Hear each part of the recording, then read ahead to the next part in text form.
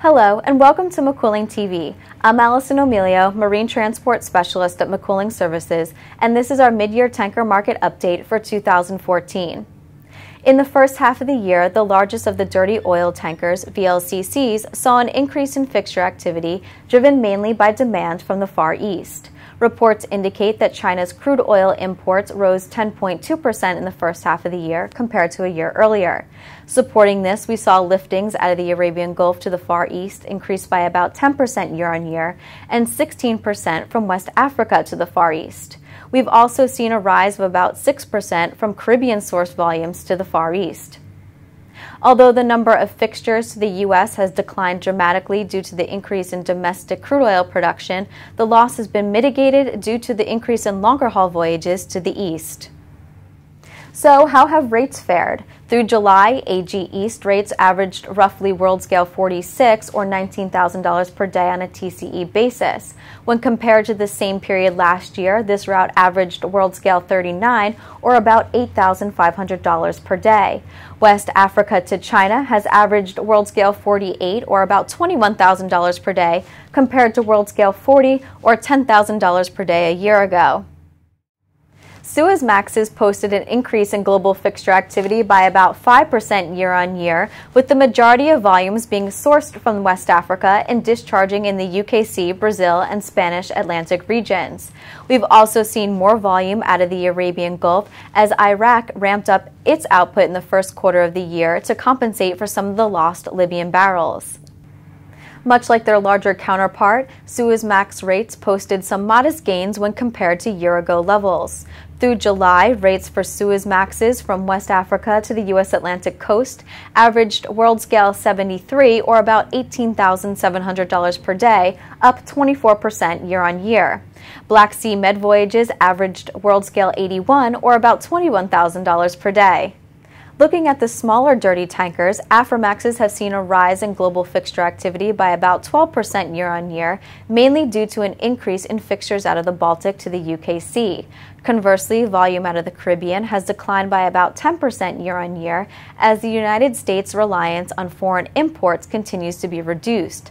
However, we have seen rates on the Caribbean-U.S. Gulf benchmark trend above year-ago levels, and an average of world scale 134 or about $20,500 per day has been posted compared to world scale 99 or $8,500 per day during the same time frame last year. The cross-med market has also seen an improvement in rates as an average of world scale 102 or roughly $15,700 per day through July has been recorded. Panamaxes, which have seen an increase in global fixture activity by about 31 fixtures year-on-year, have also posted an improvement in rates.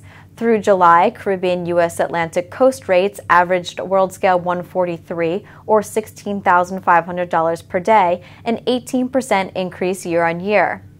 After the U.S. Department's ruling that certain processed condensates were permitted for exportation, Westport Petroleum lifted 400,000 barrels of condensate for discharge in Korea. Early estimates indicate that we could see up to 300,000 barrels per day exported by the end of the year, which would be a positive development for Panamaxes going forward. In the clean products market, LR2s gained additional employment on the AG Japan benchmark route due to the Far East's healthy appetite for naphtha cargoes. Despite the increase in fixtures, however, spot rates have declined year-on-year by an average of 4 world scale points due to an oversupply of tonnage. LR1s trading AG Japan posted a decline in spot rates by about 14 world scale points year-on-year amid increased competition from LR2s. The MR sector, which has been in the spotlight over the past couple of years, has had a weak start in the first half of 2014. The culprit behind the weakness is an over-tonnaged market and increased competitiveness from LR1s. This segment has also recorded 32 IMO3 deliveries through July, 26 to the MR2 fleet, and 6 to the MR1 fleet. Rates on the U.S. Gulf continent route have remained fairly lackluster all year, with the exception of the spike recorded at the end of June into mid-July. Even still, rates have averaged around world scale 88 through July. Decreased gasoline imports from the UKC to the U.S. Atlantic coast put downward pressure on the TC2 benchmark as well. This route averaged world scale 115 through July, or about $4,000 per day, compared to world scale 154, or about $13,000 per day during the same time frame last year. As we exit the summer driving season, the MR sector could be faced with some additional challenges on the demand side. As we head into the second half of the year, ton-mile demand in the crude and residual transport sector is anticipated to remain soft for the balance of 2014, finishing 1.7% below 2013 ton-mile totals. The largest declines are expected in the Aframax and Panamax sectors, while VLCC demand is expected to contract less than 1%. Suezmax demand will remain essentially flat at just 0.2% growth. Robust expansion for LR2 demand is expected to continue at 13% for 2014, with continued emphasis on shipping larger parcels and a return of AG East condensate volumes.